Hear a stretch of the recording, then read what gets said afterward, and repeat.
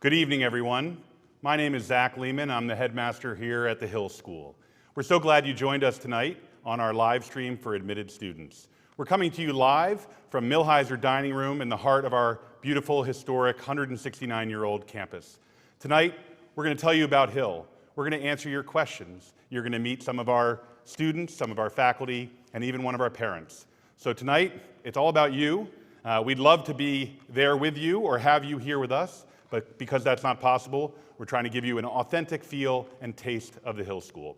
So with that, I'd like to introduce our main panel. And to my left here, starting with Mr. Baum, our Dean of Students. Hi, I'm Mr. Baum. I'm the Dean of Students at the Hill School for the last 4 years. I also teach economics, and I live in Upper School West, which is for 5th and 6th form boys, and I coach hockey as well. And just before I turn it back, I still have the chills, even though I've watched that video at the start like 12 times. Each time I get the chills more, so good job, Will.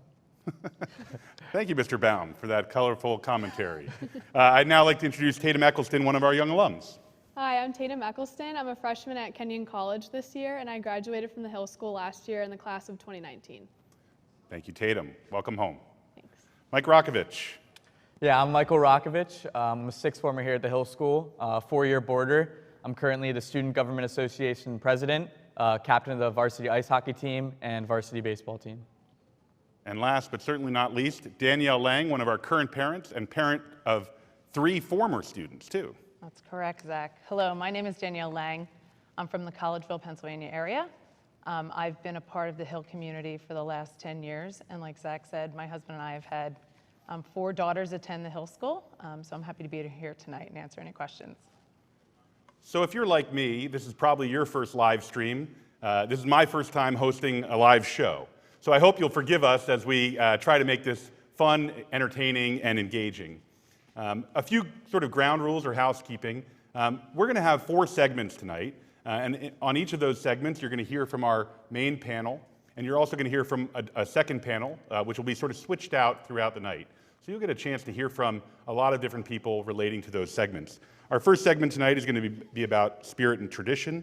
Then we'll move to arts and athletics. Then we'll get a little bit of information about campus life. And then we'll talk about academics and college counseling. Once that's finished, we're going to switch to just an open question and answer format. So as you're at home, I believe you have a computer in front of you, hopefully, you're able to type questions. We've already collected quite a few questions, and we're going to try to answer some of your questions live. So while we're in an individual segment, if you have a question about that area, so we're about to go to spirit and tradition, you can ask a question about that, and we'll try to answer it. If it's a more general question or it hasn't been addressed throughout the evening, hold on to that question just for a little while until we get to the general Q&A. I promise we'll do our best to get to it, and at the end of the night we haven't hit all the questions, we'll certainly try to answer them online and get back to you as well. We have over 150 families joining us here tonight, so thanks again and welcome to the Hill School. We're going to be right back in a second with our segment on traditions and school spirit.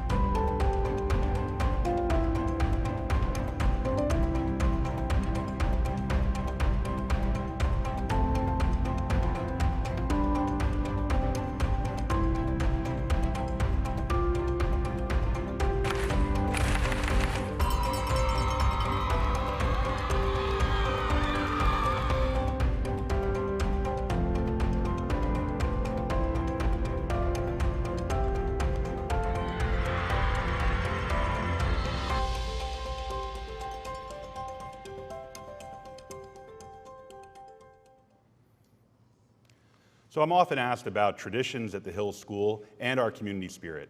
I've been involved in a lot of boarding schools over the years, and I can tell you without any hesitation that the Hill School has more school spirit than I've ever seen in my life. And we also are probably one of the most traditional schools in the country, and we have some really cool traditions here at the school as well. So with that, I want to introduce our second panel tonight, who's going to also help our main panel answer some questions about spirit and tradition. I'm going to throw it first to one of our sixth form students here, which is our lingo for senior, Johnny Cretion. Hi, I'm Johnny Cretion. I'm a sixth former from Royersford, Pennsylvania. I'm the varsity boys soccer captain, and I'm the head prefect of Upper School West. And a snappy dresser at that, too. And then Liz McMurray. Hi, I'm Liz McMurray. I'm a sixth former at the Hill School from Pottstown, Pennsylvania. I'm the varsity girls hockey captain, and I'm a member of the girls lacrosse team. Thanks, Liz. Great to see you. Chris Balla, our associate director of admission. Hi everyone, my name is Chris Balla. I work in the admission office as a senior associate director of admission. I may have met many of you during the admission process. Congratulations to all of you who've been accepted. In addition to my role in the admission office, I'm also the boys varsity ice hockey coach, as well as a dorm parent for third form boys. All right, so this section is about tradition and spirit. So I'm going to ask the first question to Mike Rakovich, our SGA president here. Mike, what's your favorite tradition at the Hill School? Yeah, easy answer for me. It has to be Lawrenceville weekend. That happens in the fall, and it's against our rival school, which is Lawrenceville. 132 years. 132 years, one of the oldest rivalries in high school in the United States. So it's really unique. And all the fall teams get together and play in sporting events, either at Hill or Lawrenceville. It switches every year. And it's just an amazing time at our campus. I can give a story from my freshman year. I remember, kind of those starting months, you're trying to find your way, and the whole school gathered into the Cunningham pool for the varsity boys water polo game. And it's a tradition, maybe not so much anymore, but when if the Hill team wins, everyone jumps in the pool. And I remember Hill winning that game and just rushing into the pool with the entire school and just knowing that, looking around when I was in that pool, that I was home. And that was just an amazing feeling, and what makes that a tradition so special to me. So safety first. Of course. We're not jumping in the pool anymore. Probably not. But you experienced one of the last great traditions at the Hill School. But Elville weekend is for sure one of the exciting times here at the Hill School. Happens in early November as we face off against our foe down the way in New Jersey. Mr. Balla, in addition to being an associate director of admission, you were a student here and a varsity athlete, as I recall. Can you tell us what it means, what that experience and tradition means to you as an alumnus? Yeah, I think the most special thing about being a part of Hill is being bigger than yourself. Obviously, in a lot of ways. But for me, it was sports. I was an ice hockey player here, and I can think back. At the time, we had an outdoor rink, so it was a little different environment. But again, to be able to compete in front of your friends, compete with your friends in a rivalry that goes on to this day, and it's just really special for us. So, whether that's on the ice, whether that's on a field, whether that's in a theater, being a part of something that's bigger than yourself is a special experience, and Hill just provides so many different ways for kids to get involved with that. Liz, just as we wrap up the Lawrenceville weekend conversation, not everyone is a varsity athlete, not everyone's participating in that. Can you tell our audience a little bit about what it's like to be a student on the sidelines, how we go to Lawrenceville, what the rivalry means to people even if they're not on the field? I would say that it's high energy all the time. Everyone's cheering. Everyone is, yelling. It's a very positive experience. It's like a very positive way to just cheer on Hill, and everyone's involved. So even if you're cheering for people on the field, you're also getting your own experience on the sideline. You're with your friends. It's a great time. Thank you very much. So the next question we have is what makes the Hill so special? So with that, I want to turn to our parent panelist, Danielle Lang. Danielle, you've been here now probably a decade. We've seen your kids grow up here at the Hill School. Tell us what's so special. Why do you keep sending your kids back to Hill? Yeah. And you don't have any more, do you? No, thank God. So I think without a doubt, the access that our children have to the teachers, their advisors, and their coaches, and the relationships that they form extend far beyond their 4 years at Hill. The teachers here really care about the students, and that gets validated for me because every time the kids come back home from college, the first place they want to come is here to connect with the alumni and their teachers once again. So that's made it really special for us. Yeah. And there's no other place we'd be. Well, we're glad you've been along for the ride. And I would just add, Mr. Lehman, to that, that I think what's most special about Hill is that even though if you're watching right now, you're thinking about coming here for 4 years or 1 year, depending on your current grade, but I think students stay here. It's not just the young alumni. You definitely see it on a Lawrenceville weekend, but there's not really a day that goes by you don't see somebody walking on this campus who went here 30 years ago or 50 years ago, because I think that our students, of course, leave here, they graduate and physically go on to college and other things. I think they really gravitate to this place as an idea, even when they can't physically be here. I would also say that the proximity between teachers and students and what it feels like just in this moment. I taught Tatum last year, I teach Michael this year, and I'm Danielle's youngest daughter's advisor for the last 3 years. And it just so happens we're all sitting next to each other right now. Of course, 6 feet apart. I would say, Yes. I whispered. Yeah. Well, you mentioned that feeling of coming back to the school and how important it is in our alumni life. Tatum, you're 1 year out. You're off at college. You're home now for a while. Yeah. What does it mean to come home to the Hill, and how does that tradition and school spirit and ethos carry with you? It means a lot. I actually came back for Lawrenceville weekend with a bunch of other kids in my class, and it was so fun just to see everyone and go to the games and support teams I played for and teams that my friends used to play on. And actually, coming back here was exciting, and I just love seeing everyone and going to games and art performances. It's just awesome, and it's my home, and I think that's the best thing about it. Well, we're thrilled that it's your home, and you're welcome here anytime you live on campus, so that helps. I do, yeah.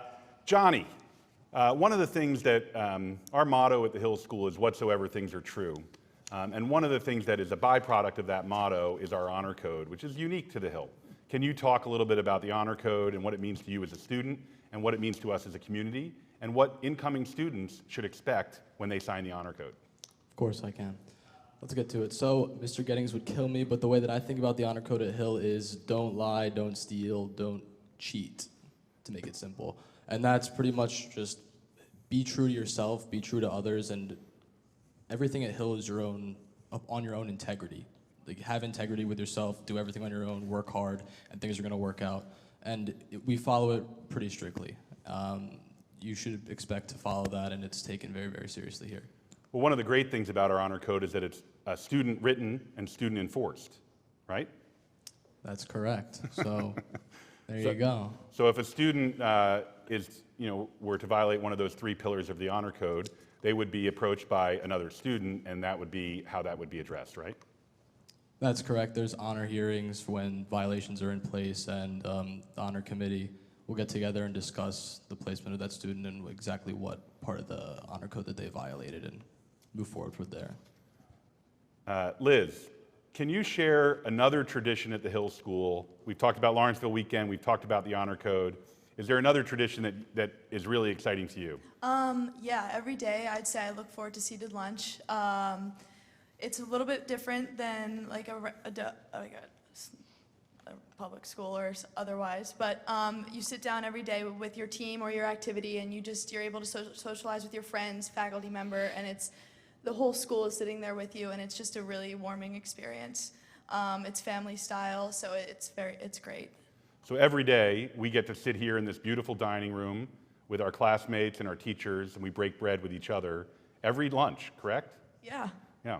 Is there a particular meal of the year that's super special to you?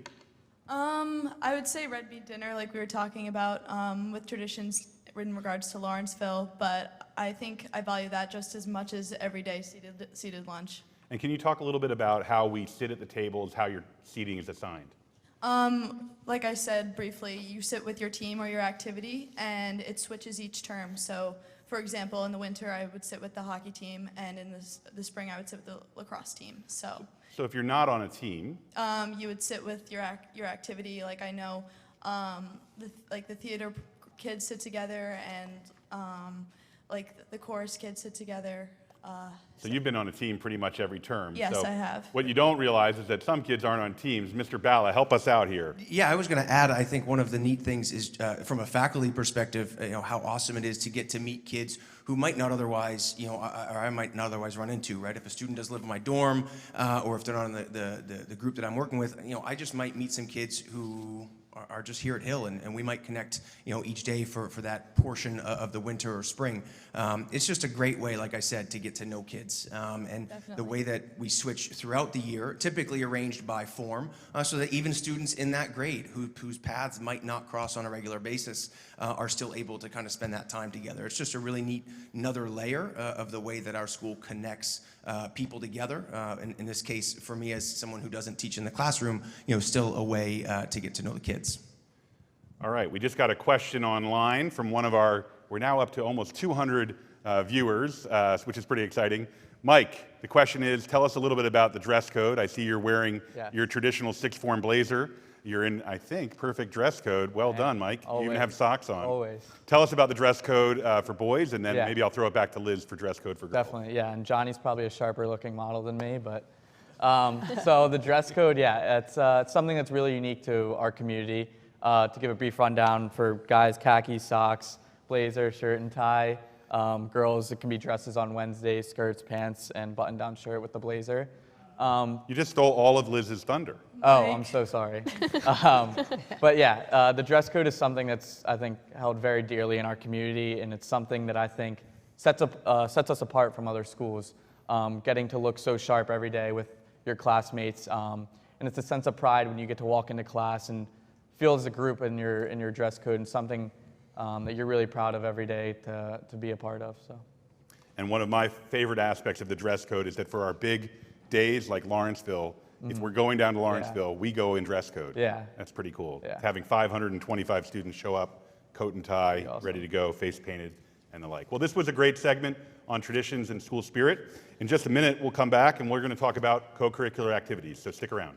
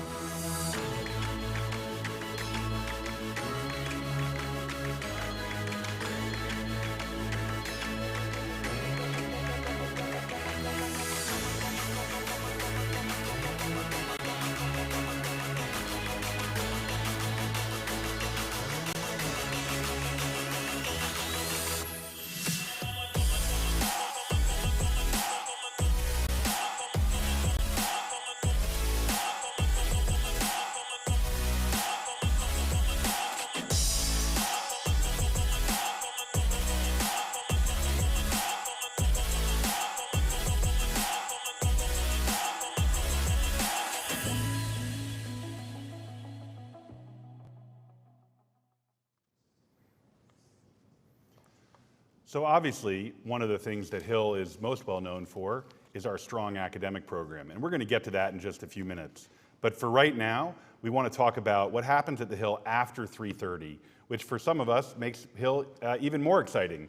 So tonight we have a few members of our faculty, and Liz is back again, but I want to introduce two members of our faculty, our director of the Center for the Arts, Chris McGriff, first. Hello, my name is Chris McGriff. I'm the director of the Center for the Arts and the instructor of the theater program. Thanks, Chris. Chris, you've been here with us for 2 years, right? Yes, two years, and I'm loving every second of it. Great. Well, 2 magical years for all of us. On top of that, we've got Jeff Holloway. Jeff is our Associate Athletic Director.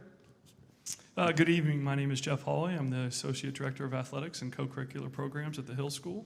I've been here for 4 years, and I live on campus with my 4 children and my wife.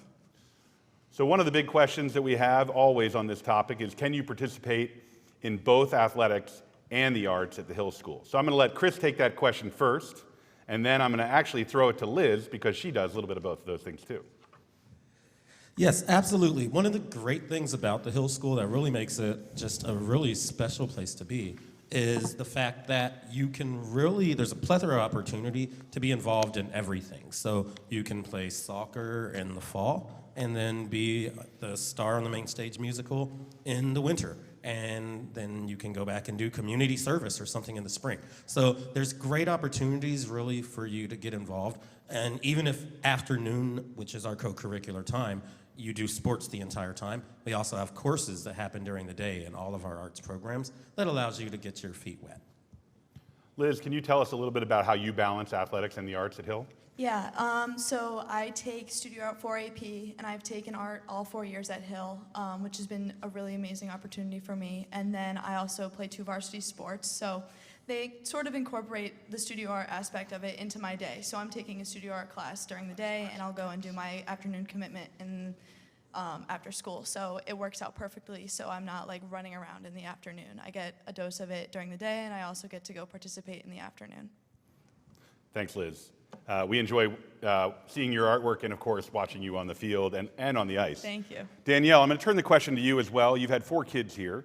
I've seen them on the stage. I've seen them on the fields. I've seen them pretty much everywhere. So as a parent, a lot of parents are driving their kids after school to arts, play rehearsal, dance rehearsal, sports practice. How's that different for you here at Hill?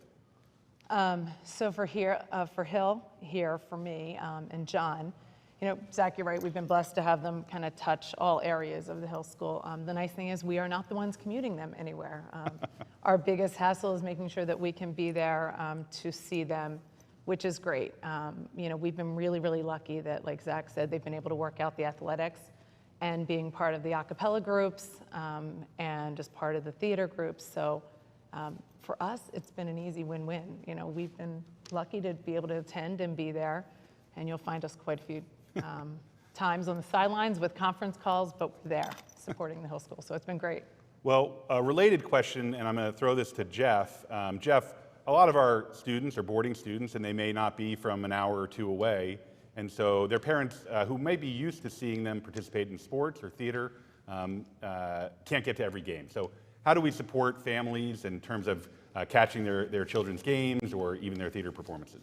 So we partnered with a company called Local Live that streams all of our athletic contests and also hosts them, that if you can't be in action live, you can go back and watch the recorded games. That's great. Mike, you're a 2-sport varsity captain here, right? Tell us a little bit about the sort of expectations of athletes here and the schedule for athletes and sort of you know, what makes it special to be a varsity athlete here, or even a non-varsity athlete? Yeah, I would definitely say for probably all our athletic programs, we have thirds, which is below JV and then varsity. And for all of those levels, I think all the athletes are held to the highest standard that they can compete at. And the biggest thing is that our coaches really care about who you are as a player. But I think one thing that separates our coaches from the rest is that they care more about who you are as a person and how that can translate to you as a player. And I think that's something that's really special here. Travel-wise, it kind of depends on the team. We compete in the Maple, the Mid-Atlantic Prep League. But I know for hockey, we do quite a lot of traveling. up to Massachusetts and such. But being on a team or in the theater, I think, is definitely one of the best parts of, besides the academics here at Hill, because I know every day when my class ends at 3:30, one of the best parts of me is getting to go to that locker room and just be with my friends and my teammates. So I think that's just something that's super special and that really adds to the experience here at the Hill School. Yeah, I think it's interesting how Mike describes it and even how Danielle describes it. I think that we're able to capture balance for our kids over the course of each day. But at the same time, and you can even see from the videos, and those of you out there have certainly spent a lot of time getting to know about this school. The school has athletes and artists who are achieving at the highest levels while being able to be more than just that. And I think that really contrasts from what we're seeing from, across society right now, where you might have a kid who basically is just going to baseball practice and just playing baseball or just going to play an instrument. At Hill, you can't just be a one-trick pony. And as a matter of fact, in life, you can't be either, which is why I think that our setup here has worked really well for so many students to excel in an area, but while being able to do more than just that one area. Thanks, Mr. Baum. Mr. McGriff, can you, we have a question online that just came in. Tell us about the theater program. How many shows? What's our theater capacity? That sort of thing. Absolutely. So we do 3 shows a year, and those are our main stage shows, part of the Ellis Theater Guild. Those are part of the co-curricular activities. Generally, we do a play in the fall and 2 musicals, one in the winter, one in the spring. We then also have our courses. So we have a musical theater course, which their goal is at the end of the year, they write, produce, and create their own original musical. So that's an added production right there. So there are plenty of opportunities. That's just on the theater side. Then there are also several of our bands and our vocal music groups as well that put on concerts and performances throughout the year. So tell us, Chris, how many students are involved in, let's say, our winter musical, which is usually our biggest production? How many students are involved in that, both on the stage and behind stage? Absolutely. We just finished Hairspray, which was our big winter musical, and we had a total of 72 students involved in that production. Once again, that was performers on stage. We have a wonderful technical theater program, which really gives those students a chance to do everything from scenery and costumes and lighting. And then we actually had a student band this time around. We had a student film crew. So we really try to create an opportunity to, if being on the stage directly is not what you're interested in, there's several opportunities off the stage as well to still be a part of the theater program. Thank you, Mr. McGriff. So we have a question online about the sports or afternoon activities requirement. So, Mr. Holloway, could you share with us, first of all, what is the general afternoon activities requirement and how does that change from year to year? And then if a student chooses to do afternoon arts or something like theater, how does that fit in? So our general rule for our afternoon activities is our 3rd and 4th form, so our freshmen and sophomores are required to do 1 interscholastic of our 3 trimesters. Our 5th and 6th formers are not required in interscholastic, but they can manage, they can do rehab, they can work in the training room, and there's all different kinds of avenues that they can take to fulfill their requirement at the Hill. Well, let's take a time out here. You're using some fancy Hill language. Tatum Eccleston, walk us through the forms. 3rd form is freshman, 4th form is sophomore, 5th form is junior, and 6th form is senior. And how many years did it take you to figure that out? A lot. All right, well, we're going to try to use that lingo here tonight. Hopefully, if you're interested in Hill, you've already sort of gotten it down. It took me a few years myself. So we have one more question here on co-curricular activities, and I'm going to send it back to Jeff Holloway. Jeff, can you tell us what some of the other co-curricular activities are outside of afternoon arts, theater, and athletics? Our largest is community service. We have a great community service program that we partnered with Hobart's Run. We have debate, we have Model UN. What other things, Chris, am I? Yearbook. Yearbook, the dial, yes. Keep coming. Hill News. Hill News, thank you very much.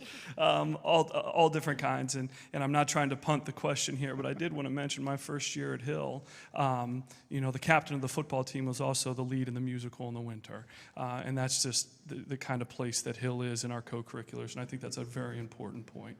Well, you bring up one of my favorite stories was Parents' Weekend. I think it was my 2nd or 3rd year here. we had our fall concert. And at the same time, we had a girls' JV soccer game that went into triple overtime. And our first violinist was also the star of the JV girls' soccer team. And we had to bring her in on a golf cart so that she could play in her orchestra piece.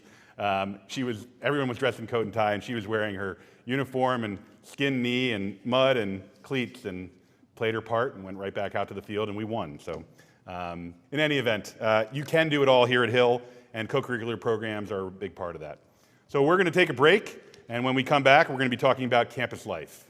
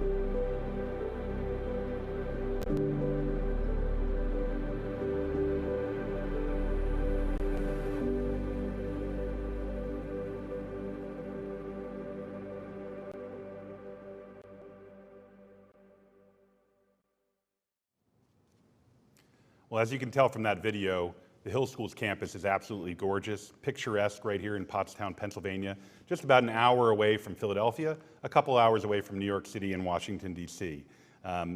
We would sure prefer to have lots of people here right now on campus, including you, for Revisit Day, but we're still trying to give you a great, authentic inside look at what is the Hill School. And now we're going to be talking about that campus, and quite frankly, less about the campus and more about campus life. So we now have we're back to the same panels, which is great. So the first question is, it's always a big question for new students, and the question is, how does Hill integrate new students during the orientation process? So I'm going to turn that to Johnny Cretion. Johnny, who's a sixth former here and went through orientation himself. So there's this big week called Orientation Week dedicated to orientation, and it's just all the new students get together. They socialize, do icebreakers, stuff like that in the CFTA for, I think, the first 2 or 3 days that they get to campus before we actually start classes. And that's just a great way to get to know everyone that's new. So Johnny, how long do you think it takes for a student to feel comfortable here, to get to know a few people, to know where things are around campus? How long did that take you, for example? I think that answer varies depending on the person. I think preseason athletes have an advantage over people that are incoming for maybe a winter sport or a spring sport, just because they're with a team for the week prior to the orientation week, and they know the campus by the time all these orientation activities go on. But I would say 2-3 days at most. I mean, you learn pretty quickly. If I could jump in, I think one of the things that's changed maybe is that orientation is really driven by the kids and driven by the students. Oftentimes, new students to school feel like there's going to be this expectation that it's, speak when spoken to, or, gosh, I have to wait a certain amount of time until I feel comfortable on campus. And it's so refreshing every year to watch our returning kids, our student leaders, welcome the new students back on campus. And so right from the very start of being here, kids are connected to a whole handful of people, whether it's through an advisory group or through a dormitory, just ways that people get to be familiar. It could be the person in the dining hall, serving you a meal. That's a really special connection that gets made really, really quickly, and in an impressive way. It's our kids who do a majority of the work. It's their energy that really drives that week. I think that's really well put by Mr. Bala. The students here have such ownership They feel such passion for who else is going to be part of the school. So I think that the way the orientation process works is ideally the way all parts of the school work, which is that students feel close to a lot of others. And I think that happens during the admissions process, and it certainly happens during the orientation process, all the way up until the time you no longer want Hill in your life. Because as I said in the last segment, I think even when you leave, students stay very connected because of that sense of ownership that they feel. Tatum's obviously a great example of that, being a year out of graduation, but so is Mr. Bala being 23 years out, and Willie Baker behind the camera here, who's maybe 12 years ago. He graduated 10 years ago. Yeah, something like that, yeah. So I think I think they both captured that really well, that the students take responsibility over this school, probably more than students that go to any other school would. I'd also like to add one thing for students coming in. I know I'm a four-year boarder, but kids come in at all years. They can come in freshman, junior, junior, senior, and even a post-grad year.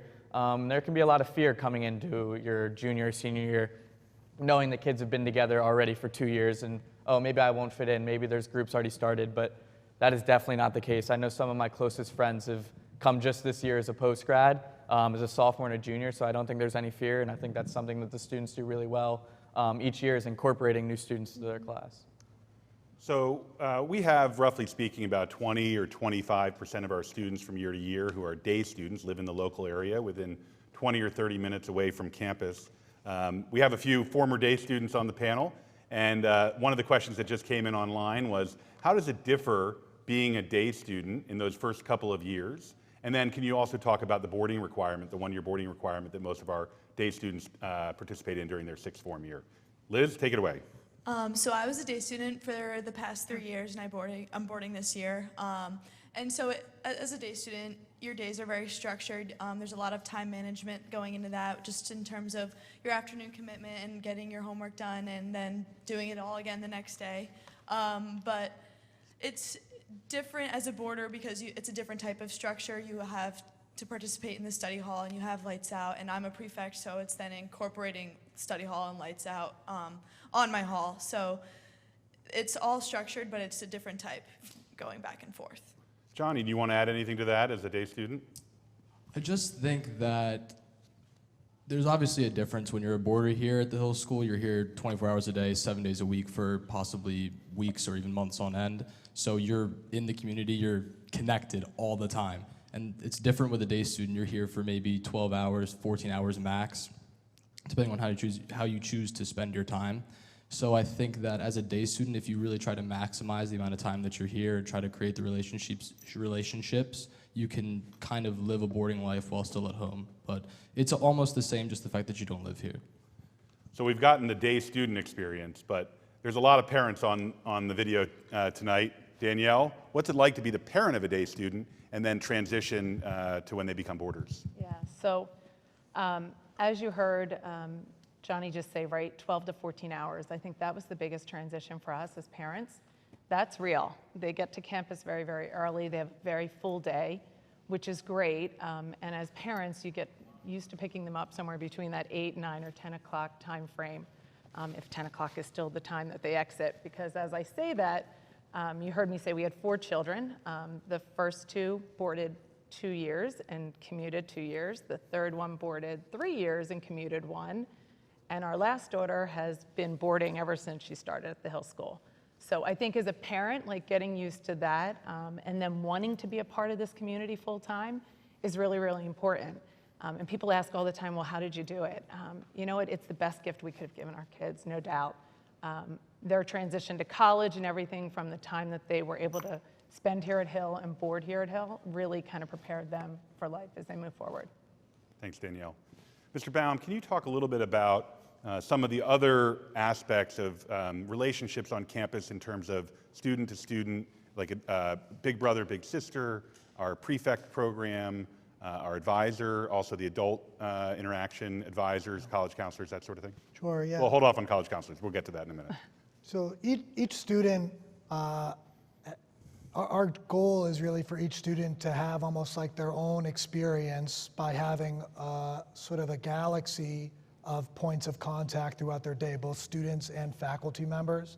Of our 525 students, they have 525 different schools that they go to, in the sense that they each have a different group of people that both they rely on, but also are relied upon by those people. And that's what a community is the symbiosis of those relationships from our youngest students to our oldest and most tenured faculty members. We rely on each other each day and throughout the livelihood of this school. And listen, it's an elephant in the room right now, albeit 6 feet away from me, the elephant. Right now, of course, we're not able to do all the things that we would normally be doing, as I'm sure all the viewers are experiencing as well. Hill is not a switch that gets flipped on and off. And what I'm describing with relationships, it doesn't get switched on and off. We've all been in touch, as a matter of fact, just over the last few days as things have been changing across the globe. And I think that's the biggest strength of this school. It's very strong academically. You have incredible co-curriculars, as you've heard about. But what you ultimately get here is you get relationships that matter, that stay with you for as long as you live, through thick and thin, and through difficult times, including even right now. So I wanted to mention that you have an advisor, you have a dorm parent, you have the people around you, the students around you, and the school is very good at being small in that way, which means that there's no kid who gets lost because there's so many people around you who are checking on you all the time, whether you like it or not. Well, Mr. Baum, you talk about difficult times and the stress and anxiety that goes along with that. Mike, as president of the SGA, one of the big parts of your platform was to elevate the importance of mental health at the Hill School. Can you talk a little bit about the support that's here at the Hill School, the support that you've helped to develop, and some of our health and wellness initiatives? Yeah, there's been a number of changes, I'd say, over my 4 years here that have kind of brought a new awareness to mental health on campus. And I think a couple big ones, I'd say, are 2 programs that have been new over the past couple years, which is Flourishing and Eudaimonia. Eudaimonia is a class setting for all forms. It talks about a variety of things, dealing from stress management, relationships, pretty much everything. And it's a great open setting for students to talk about just problems in general and how they're feeling. The Flourishing is a survey that you work on with your advisors that breaks down kind of a number of settings in your life, kind of where you're at with things, and can kind of give you an outlook of, okay, what's going on in your life? How can I better certain things over the other? What's going really well? Another big switch this year was our guidance counselor staff. We switched to a more clinical support in the health wellness center, which we now offer clinical counseling for our students, which has been an awesome thing that's been added to our community. Besides drop-in sessions, we now have weekly scheduling meetings for students to talk about a range of things, which has been awesome. And then even simple things like one this year was getting rid of a dress code at breakfast. Now it's more casual that students that have a sleep-in can get to breakfast, promote students going to breakfast more often, because sometimes it's just simple things like that to start your day off right. So there's been a lot of positive change. And one other positive change that happened during your 4 years that helped mental health is the change on Saturdays. No more classes, yes, that is gold. That was a question that just came up too. That is gold. Tatum, one of the things that everyone asks about, and they're asking about right now online, is the advisories here at Hill. We've talked a little bit about advisors, but can you tell us how advisory groups are structured, your ability to change advisories if you want to, and what the advisory means to you, not just the advisor relationship, but the group? Yeah, so I love the advisor program here. So when you come in, you get assigned to an advisory, and they keep it at a small number so everyone can talk to each other and get to know each other. So I would say they're about average 6 kids, and they're people from all different grades, which is a great opportunity because I got to meet so many kids I would have never talked to. My freshman year, I was friends with seniors, and it was awesome. If you like someone else better and you feel like you bond with them more, you can switch advisories after your first year. I personally did not. I got assigned to my advisory, and I've absolutely loved it. So we have weekly advisory meetings on Tuesdays for about 20 minutes, and it's a great break in the day. We get a snack and just talk. On random nights, my advisor would take us to Dairy Queen. We do a diner trip every term, and we usually do that exam week to just, she's like, stop studying. Like, we're going to a diner and we're gonna eat a lot of food. Do you ever show up now as an alum? Do you ever show up to your advisory meeting and just, You go for can diner day? FaceTiming in on your advisory meetings is very popular. So, Awesome. yeah, definitely, but it's a great program. And we have lunch with our advisors once a week and an advisory meeting, which is fantastic. All right, last question on campus life. I'm going to ask Mr. Bala. There's a few questions out here regarding residential life, living in the dorms. You're a dorm parent. Can you tell us a little bit about how students are assigned to dormitories, how a roommate gets chosen the first year and then subsequent years, and then a little bit about dorm life? Sure, I'll start off with the roommate piece. So as a member of the admission office, we meet all of our incoming students during the summer. For those of you who decide to join Hill and be here with us next year, you'll get a roommate questionnaire this summer. And so what that does is it helps us learn even more about you. And we try to match kids up. We will always match, say, for example, a new fourth form student with another new fourth form student, right? A fourth form boarding boy with a fourth form boarding boy. And so once those pairs are created, then we work with the residential life staff to place them into dormitories. At Hill, we've made, I think, what is a great decision to house all of our incoming, they're obviously all incoming third form students all together. And so in smaller, kind of almost house-style dormitories, I live in one of them. We have 12 students that live in our dorm, 10 of whom would be, in this case, third form students, and then 2 prefects. And really what that does is it just helps create some cohesion, helps create those bonds, but sort of in a smaller setting, kids who are all acclimating to life all at the same time. And then in subsequent years, in 4th, 5th, and 6th form years, students might experience different dormitories on campus. It all does depend on the numbers. We recruit actually members of the math department to help us out with sort of where everything fits and how many rooms we have and how many beds. But at that point, kids in 4th, 5th, and 6th form will live in and amongst each other. And that can be sometimes challenging. We have different lights out structures, and that's where, as Liz and John have talked about, sort of the prefect piece really comes into play. As dorm parents, we rely on the prefects to really do a great job in running the day-to-day piece in the dormitory. It's a huge leadership position, one that really is vital to what we do at Hill. And then each year, I should say too, after that first one, you can also choose your roommate. Now, I will say, selfishly, the admission office does love when a pair that we put together in 3rd form year sticks it out and stays together for their entire time at Hill, but that's not the norm. In fact, oftentimes students want to meet other kids and sort of have that experience. So you can choose your roommate after your first year at Hill, and then that selection process of where you go is somewhat random in terms of the dorm or the actual dormitory room that you get placed into. And lastly, I'll just say I think the dormitory is a huge piece of life at Hill. We want it to feel like your home. We want you to feel comfortable there. We want to build the relationships in the dormitory, whether it's through other kids, through dorm parents. That's something that should be important. In some ways, you spend almost as much time in the dormitory as you do other places on campus. So it is something unique to Hill, the way we have younger kids living with younger kids in the 3rd form. But I think then the ability to mix and get exposed to other kids at school is just as equally as important. And just one last quick add-on to that, Chris. How do day students get involved in the dorms? Yeah, again, I think worth saying, something that Hill has done in terms of recognizing the best way to integrate kids is that all day students are affiliated with dormitories. So, if we're going to run a family night activity on a Tuesday night, so that's a night where campus sort of shuts down. Family night is meant for be activities, usually centered around some food, but it could be a night of broomball, it could be board games, it could be, I heard somebody did like a karaoke this year. It's activities within the dorm. Day students are invited to take part in all of those activities. So it's not as if they have to feel excluded or different. It's their choice. If they're on campus, they would take part, but if they've left early to go home, that's okay too. The idea that even during the day, if a day student needs a place to spend a free period, they could jump into a dorm and hang out, and their key card has access. So they're really considered part of what we do in our dormitories, even though they don't spend the night there. Well, we've certainly covered a lot of ground on campus life. When we come back from this short break, we're going to talk about academics and college counseling at the Hill. Stay tuned.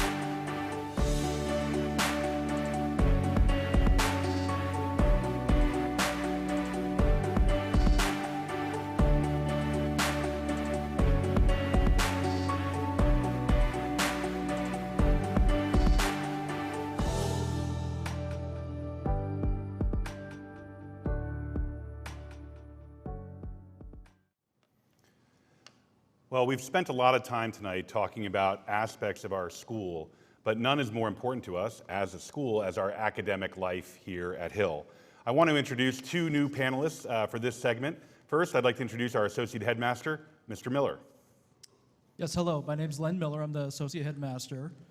I've been here 6 years now, and in addition to teaching U.S. history, I also assist the girls' varsity basketball team. Thanks, Mr. Miller. Mr. Miller oversees all of our academic programs along with our academic dean. And then I'd like to introduce Lauren Hoyt. Hi, everyone. My name is Lauren Hoyt. I'm the Senior Associate Director of College Counseling. This is my 7th year at Hill, and I'm also involved in our community service program. Great. So, Mr. Miller, let me ask you the first question that came in online. What are some of Hill's sort of signature and premier programs, academic programs? I think first maybe just mention that, the signature programs are within the context of a, deep, rich liberal arts curriculum that's robust in college prep. But I would highlight, maybe a couple. Our engineering program, certainly we tout as a national leading engineering 4-year program.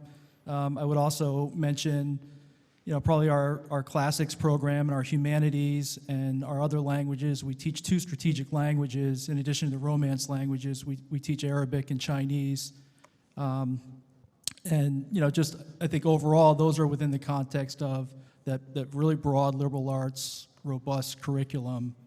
And there are certainly several more that I could mention, but Sure. Those are some of the key ones. So many of our students arrive at Hill with some deep interest in certain areas, whereas others are still exploring. Can you talk about the ability at Hill to go deep in a particular area as well as staying broad? We talk a lot about that notion of breadth and depth. I think a unique aspect of our curriculum is we have a 7-period schedule. Most of our core disciplines are done within, we sort of think of the core as 5, and then those other 2 periods allow both for that exploration. I think the rich offerings and the number of different electives that we have allow both students to try something new, but if they have a particular passion, they can certainly go deep. Something like engineering, somebody knows they have that passion, that's a 4-year program that a student can pursue to a pretty deep level. Johnny, as I've been speaking to incoming students and admitted students over the years, one of their biggest questions is sort of, what courses do I have to take? What does my school day look like? And what's my workload in the evening? What's sort of the homework expectation at Hill? Well, starting off with the course load, you can take, as Mr. Miller mentioned, up to 7 classes, but there are 5 required graded classes. And that ranges from sciences, language arts, foreign languages, mathematics, so on and so forth. Those are required.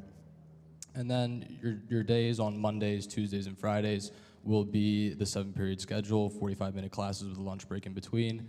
And then Wednesdays and Thursdays, we have our long blocks, which are a little bit unique to Hill. It's a 70-minute period, but you only have 3 on Wednesday, so you're done at 12:15, half day, love those. Thursday, it's the same thing, but you have 4, so you're done at 2:11 after lunchtime. And 2:11, not 2:10. 2:11. This is what I said, yeah, 2:11. It's really fancy, very, very fancy here. But That's good. So tell us about homework. oh, okay, yeah, homework. So homework, the course load and the amount of time you spend on homework is directly tied into time management. Now, where there's a designated study hall period every single day from 7:30 to 9:30 for everyone on campus, and how you choose to use that study period will determine how much or how long your homework takes. If you put the devices away, you really get your head down, you can get your homework done at probably a maximum of 2 hours, depending on any course load. And as a 6th former, my course load is really, really high compared to as it was as a freshman. I'm still able to get all my work completed within the 2.5 hour, 2 hour allotted time period. Ms. Hoyt, as a college counselor here at the school, can you talk a little bit about how students choose their courses, especially when they're 3rd formers, but then as they progress, how you help them, your office helps them choose courses? Let's start with that question. So we work with all of our students to make sure that they're taking a course load that both challenges them, but they can handle the challenge. And so in the spring, when we return from spring break, we spend a lot of time meeting individually with students to go over course options, as well as their advisor meets with students individually. Great. Mr. Miller, can you talk a little bit about how a new incoming third former would choose their courses and when that happens, and maybe what our recommendation is for 5, 6, or 7 classes? Yeah, that process begins fairly soon after enrollment and into May. We have a director of studies who would really be focused on what exactly would be the right course and the right trajectory. There's a little bit of room in terms of choosing electives. I think another virtue of our curriculum is we have a number of tiers in several of the disciplines. So, for example, in our math curriculum, we have 3, sometimes 4 different tiers.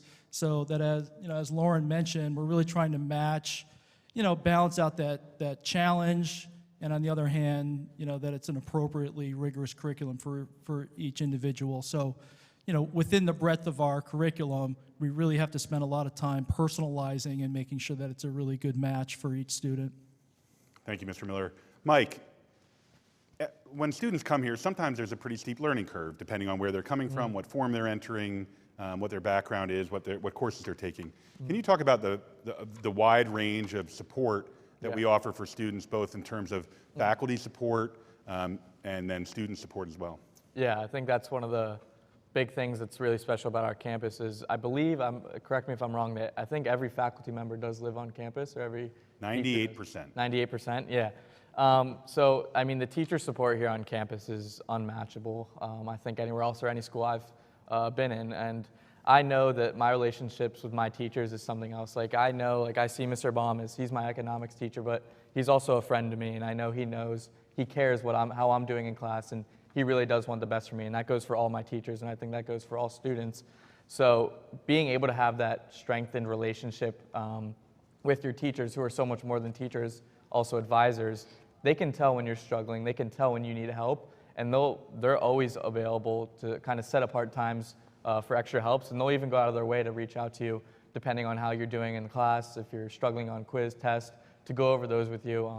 And I think that's something that makes that curve that some students feel coming in as a freshman or whatever year they come in so much more adjustable and so much more doable, is getting that help from the support we have here at the Hill School. I'll just add to that from a faculty perspective, please. Just that the faculty's strength is how often we communicate.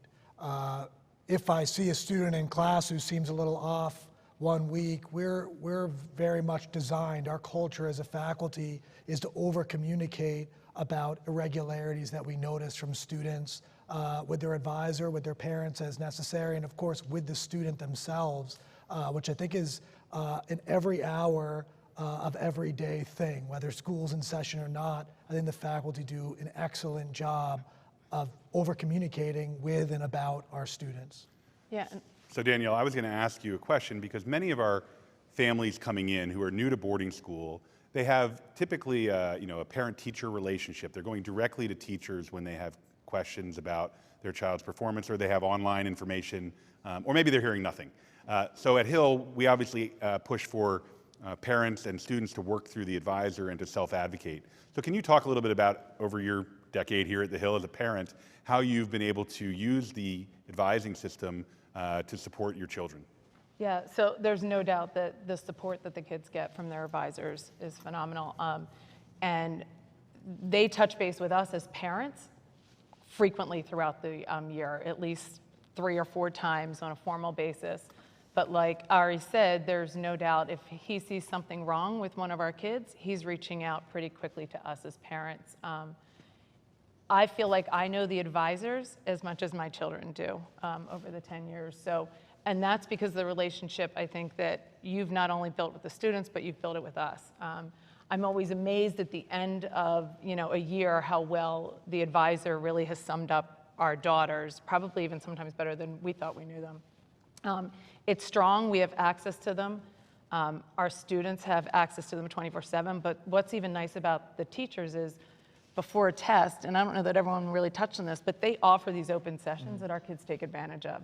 And what I've seen is what it allows our kids to do is not be afraid to ask questions in class. They're not afraid to go to them for extra help. And the session is there and ready for them, and they take advantage of it. So we have access as parents, so if you're afraid that you're sending your kid 2,000 miles away or 10 miles up the road, I think the nice thing for us from a confidence standpoint is that the advisors do touch base with our kids numerous times throughout the week. If they see something off, they're reaching out to us in advance, and they're there to support them. So whether it's the dorm parent or the advisor, and like I said, you really get a chance to know them and know them well. Tatum, you're halfway through your first year of college. Yeah. Talk about how you feel prepared academically, and where, what Hill did especially well that prepared you perhaps beyond some of your classmates in college. So 2 months, a week into my freshman year at Hill, I knew I wanted to go to a small school. So I'm at college now, and I absolutely love it, and the reason why I love it is because Hill prepared me to do well there. Academically, I learned how to speak up and talk to adults as a freshman in high school. So coming to college, I know when to ask for help, go to office hours and things like that, because Hill helped me learn how to do that at the age of 14 years old, which most kids, it's scary, but it makes you really comfortable. And I think in all aspects I was prepared: dorm life, social relationships, and especially academically. I got to take so many different classes here, and going to a liberal arts school, I'm also taking a lot of classes, and I have so many interests because I went to Hill. Okay, well, speaking of college, we're going to spend one more question here in our academic section, and I'm going to turn it to Ms. Hoyt. Lauren, can you tell us a little bit about the philosophy of our college counseling program, how it works, how students get assigned to a counselor, and what are some of the unique aspects of our college counseling program? Sure, of course. And Johnny was my college counselee, so he can correct me if I misspeak. But our college counseling program is very personalized because we are the family boarding school. We get to know our students really well.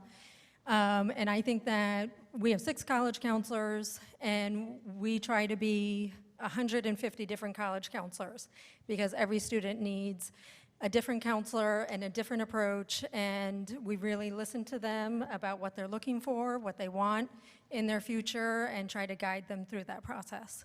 Johnny, how'd that work out for you, having Ms. Hoyt as your college counselor? Yeah, no, I would agree 100% with what Ms. Hoyt said. She was there for me literally every single time that I emailed her, texted her, or walked into her office after a test, panicking that my grade's going to go down, I'm not going to get in college, I'm going to fail, blah, blah, blah, blah, so on and so forth. It's been a fantastic experience for something that's said to be such very, very harsh, the college process.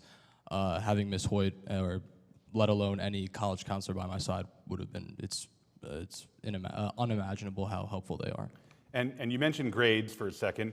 Could you talk a little bit about the weighted GPA system here at Hill and how that affects, how it's different for Hill, and how that impacted your college process?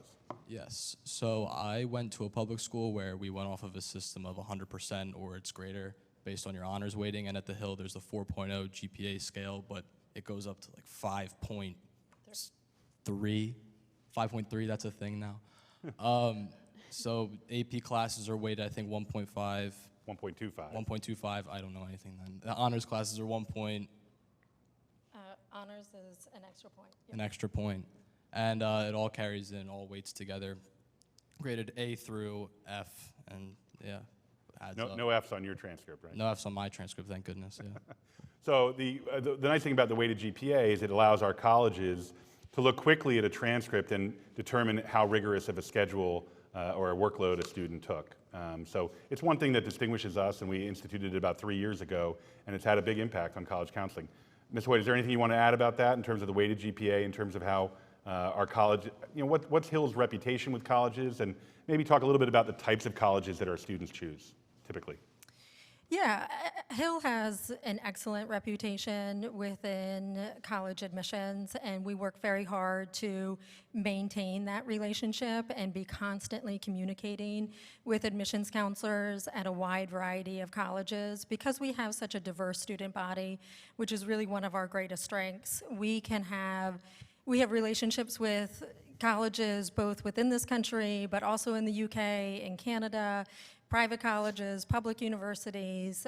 We really try to have that breadth so that we can advise our students well and work closely with them to find their next home. The weighted GPA is one way that I think we are very transparent and very clear with colleges about the academic rigor and programs that we have here. We receive a lot of excellent feedback from colleges that they find our documents fantastic, and we give them a lot of information so that they understand the context of the Hill School and what our students are doing here. All right, last question on this topic just came in online. Mr. Baum, do we have study hall, and what's it like? Yeah, so at 7:30 each night, the campus transitions into a study hall environment, both in the dorms and really across the campus.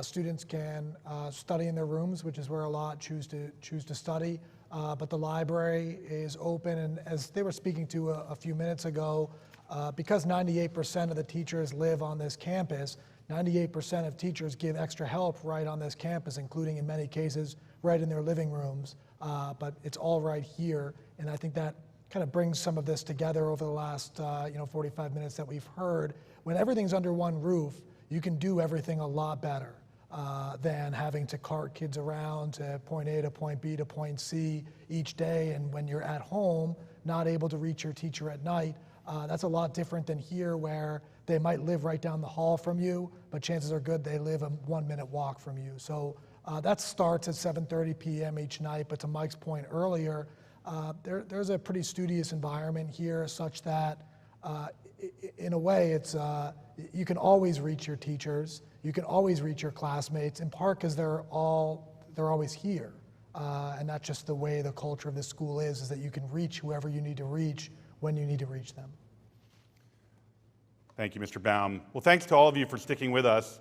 That ends our formal segments. In just a minute, we're going to come back and we're going to take your open Q&A. We'll have our panelists try to answer some of your toughest questions. So thanks, and hold on just a few more minutes.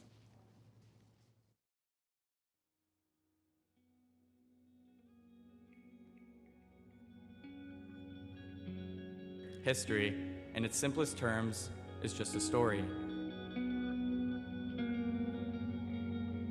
And the best part of this is we, every single one of us, are the writers.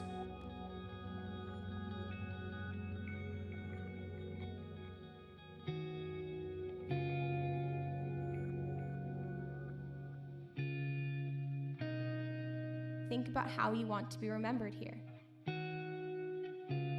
Take advantage of all the new opportunities that will surely present themselves to you, and embrace all the firsts. Every minute of every day at the Hill School, we're surrounded by people who specialize in thinking. That's how they got here.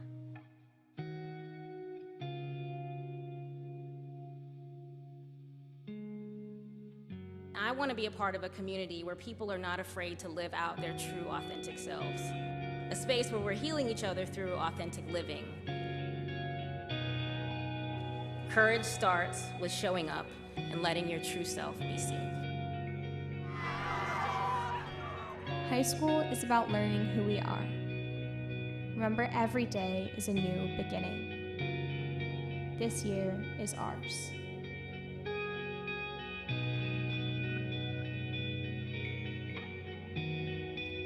After 169 years, the Hill remains a place where everyone is welcome, where students feel like they are home.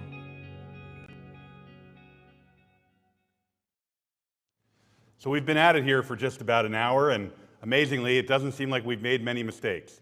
That's just about to change, probably. We've got live questions coming in online, lots of them. We're going to take them as many as we can for the next period of time, and then we'll wrap up and let you get back to binge watching your Netflix season. So here we go. First question was covered earlier, but I want to just go back to it briefly.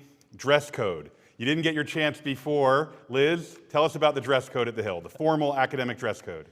Boys and girls or just girls? You get to do boys this time too. Oh, goodness, okay. So the boys, they have a blazer, a button-down tie with dress pants, a belt, right? Belt is in dress code? Belt is required, yep. Belts are required, socks and loafers. And then For girls, it's a blazer, button down, sweater or turtleneck if it's the winter term, skirts or pants. And then if it's also the winter term, you'll wear tights under with your skirt. And then shoes like ballet flats, Sperry's boots, if they're like leather, are all permitted too. And can you show off your sixth form blazer there? Yes, I can. So tell us about the sixth form blazer. Sixth form blazer, right here. So tell us about it. What is it? So the sixth form class gets it at the beginning of their sixth form year, and I think we walk in graduation with it on, and it's just kind of a special Privilege. privilege, yeah, that you depart with too when you leave Hill. Great. Mr. Lehman, just to clarify on the dress code, it is just for the academic day. So when the academic day ends at 3:30, it's more casual dress for the rest of the day. The Dean of Students always has to get in the last word on dress code. Definitely on the belts. I was really glad that Liz asked about the belts. Belt, socks. Belts are required, yes. Yeah, belts are required. Okay, well, I want to introduce our last panelist. He probably needs no introduction to many of you. Tom Eccleston, our Assistant Headmaster for Enrollment Management, otherwise known as Director of Admission. Tom, could you introduce yourself? Hi, Zach. Thank you. Yes, my name is Tom Eccleston. I am the Director of Admission at Hill. I'm also Hill Class of '87. I'm a proud parent of Tatum, who you've all heard tonight, and also Tanner, Class of '21.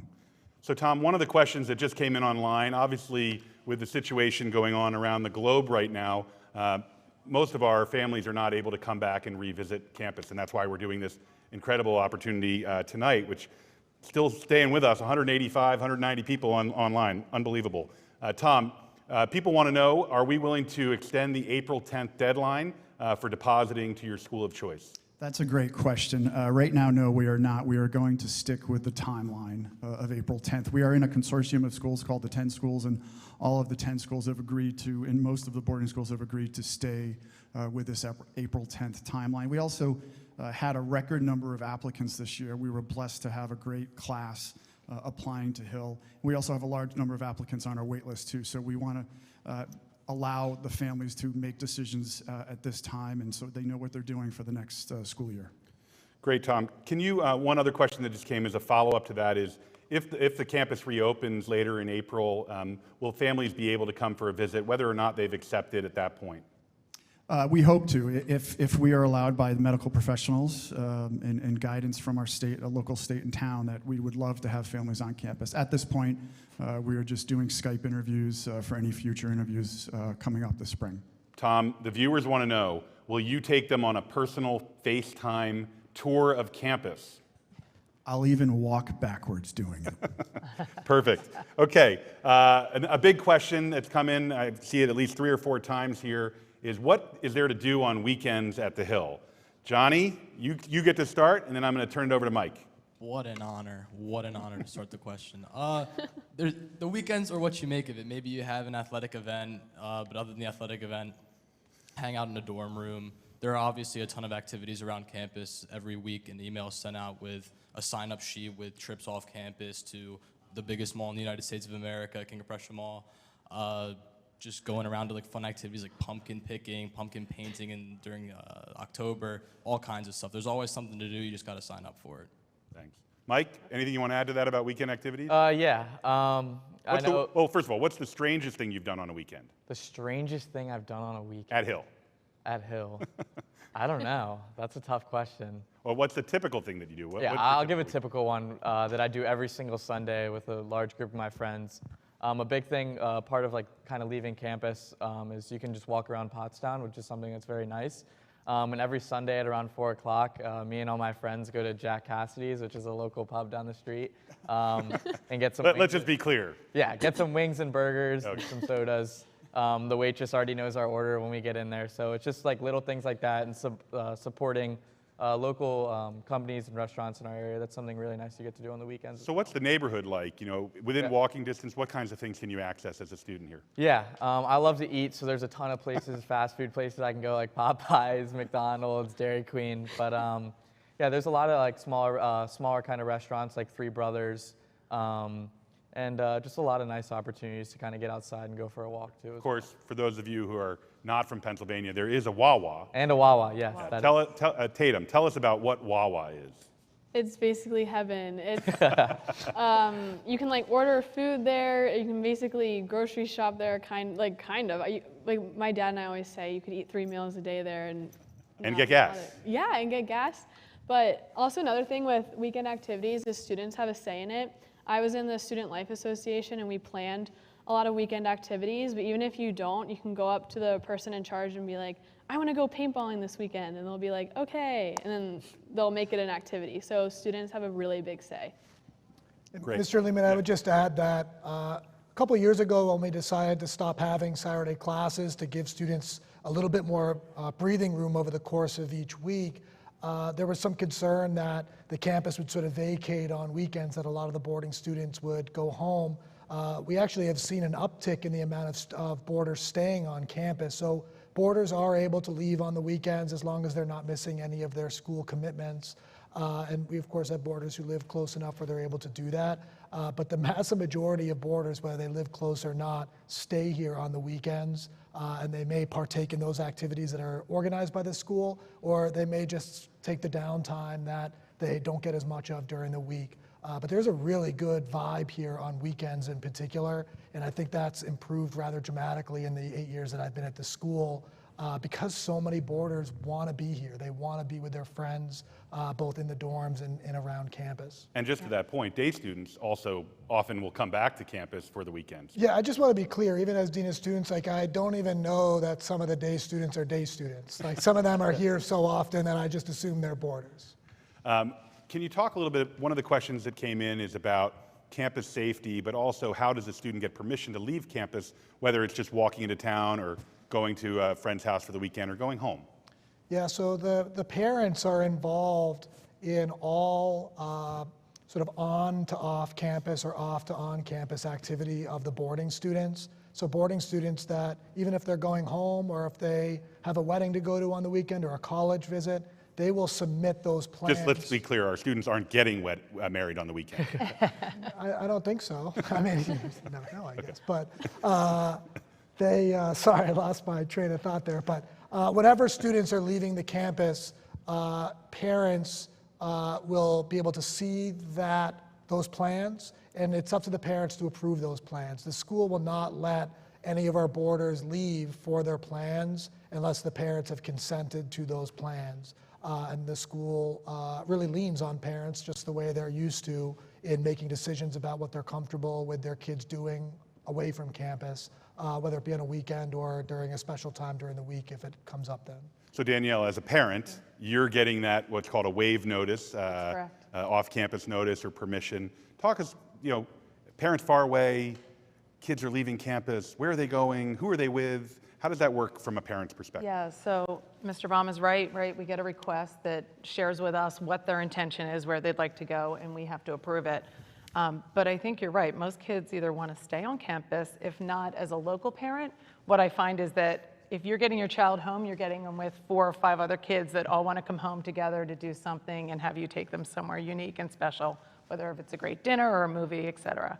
So I've never felt like my child has left campus and I didn't know where they were, because the system works, and the kids might critique it a bit because it works so well, but you always know when your student is coming or going. And it is actually designed, the system we use to submit those requests to leave campus is actually designed by two students who graduated last year. So we give them a lot of credit for being geniuses to come up with that system. We're keeping them close to us.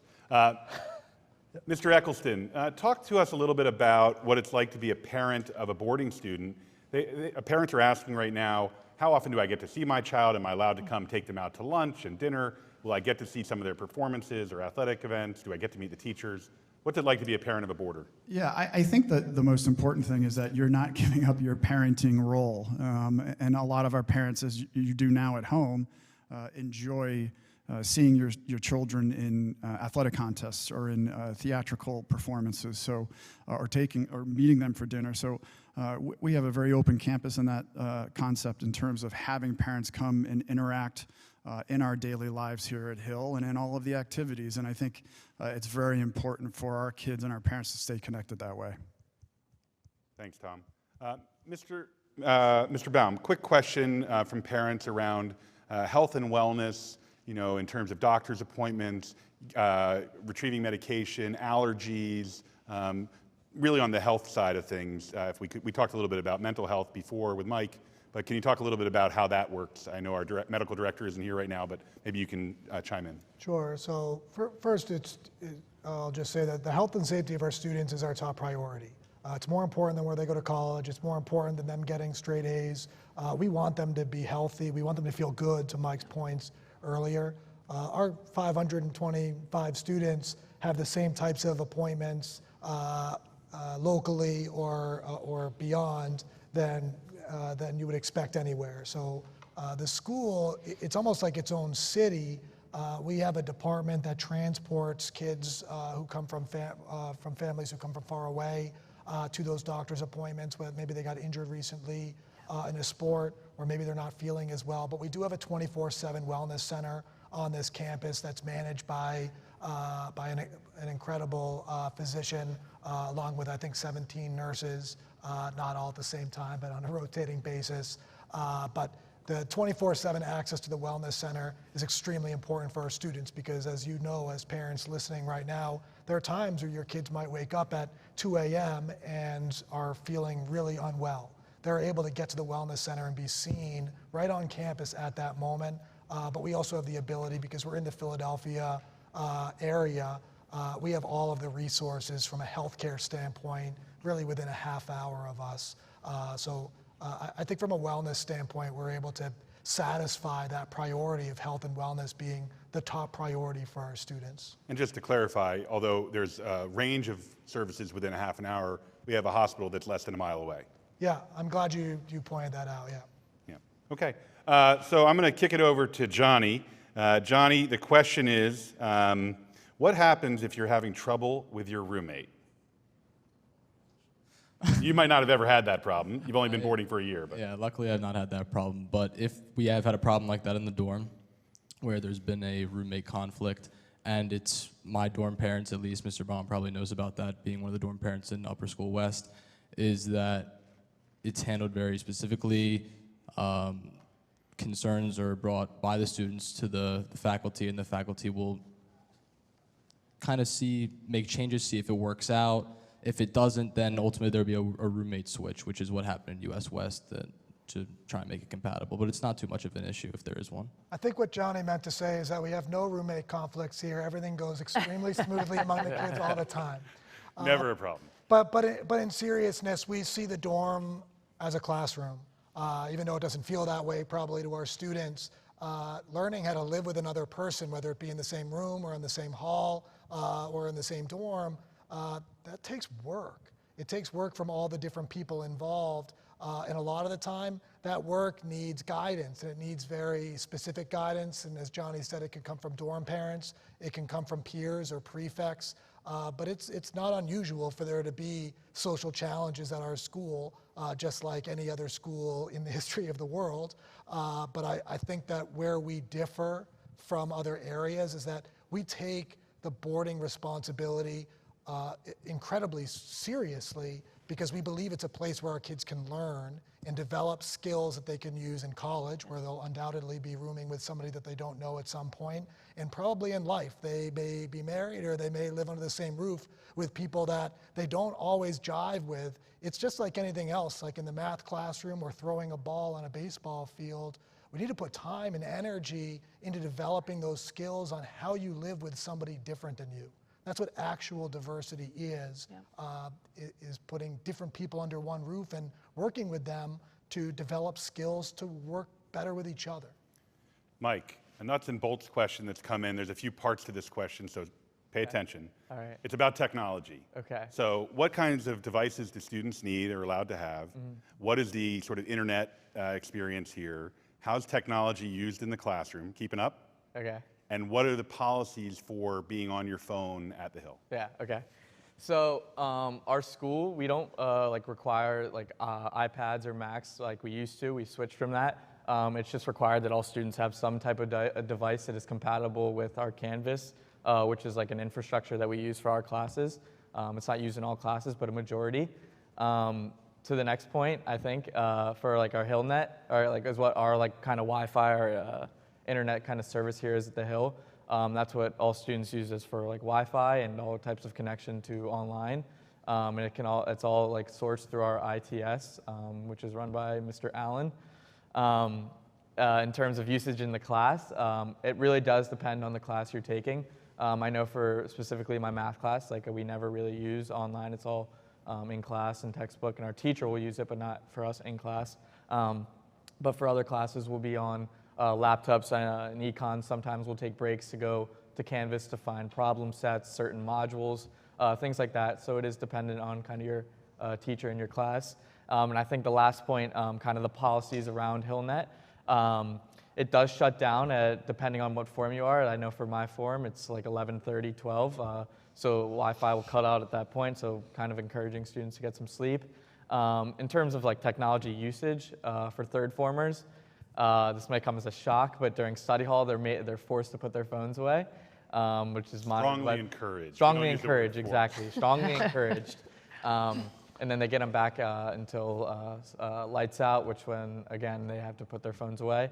And that's actually a really good thing. Sometimes it's seen as like that's kind of forceful, but it's actually something that's been really beneficial, I think, to our community, especially for our third formers. And like we talked about earlier, kind of that learning curve and adjusting. That's a great way for our third formers to really get some really useful habits, and that has been very effective in the long run for our students. Okay. In a second, we're going to go to what I call the lightning round with speed questions. And I'm going to give you that question now so you have a chance to think about it.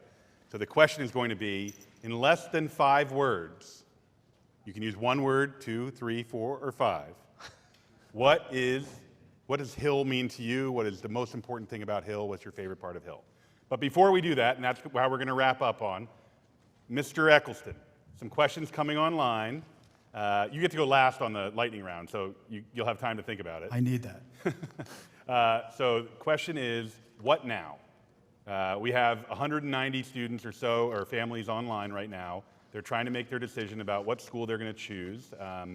What's the process from here through April 10th? Yeah, it's a great question. And I know we have a few more of these events. There's an event next Wednesday night, I believe. And I know, Zach, you're hosting some call-in shows, for lack of a better word, with our parents. So I encourage any parents and students to sign up for any of those events in the next week.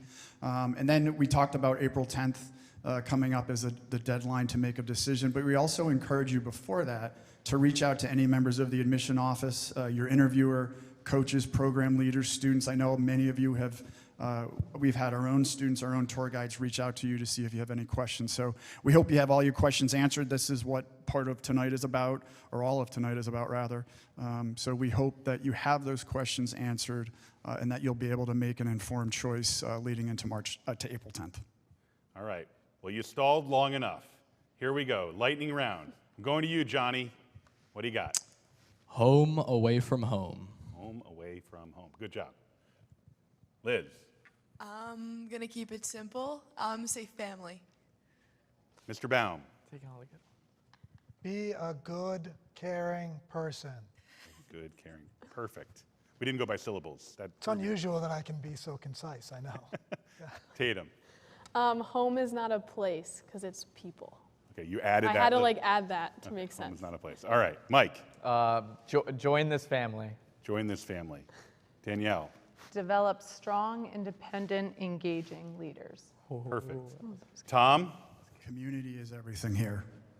All right. For me, right now, it's choose Hill. So we're going to wrap up tonight. Thank you for all of your questions.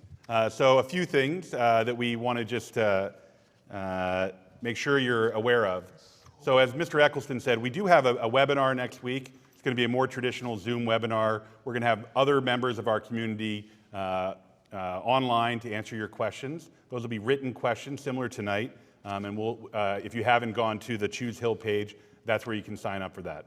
Also, I'm still having phone calls with parents and students, 10-minute phone calls. I have a few slots left still tomorrow. And then I have 2 days of calls next week, and there's still some slots available. So if you go to our webpage, the Choose Hill webpage, you can sign up there. In addition, you should be hearing from a student, maybe a parent, and as Mr. Eccleston said, please feel free to contact our admission office anytime or email us at admission@thehill.org. Well, that takes us to the end of our 90 minutes. I can't thank you enough for spending your evening with us. I know there's a lot going out in the world, and we hope that this brings you a little bit of clarity, a little bit of joy. We tried to have some fun tonight. And we hope that you're home and you're safe and you're well. I'm thrilled that you've been accepted to the Hill School. And quite frankly, I hope that you choose our community and that I get to greet you next fall when you arrive on campus. And by then, I will know your name, each and every one of you by then. So thanks again for joining us here tonight in the dining hall. So here we go.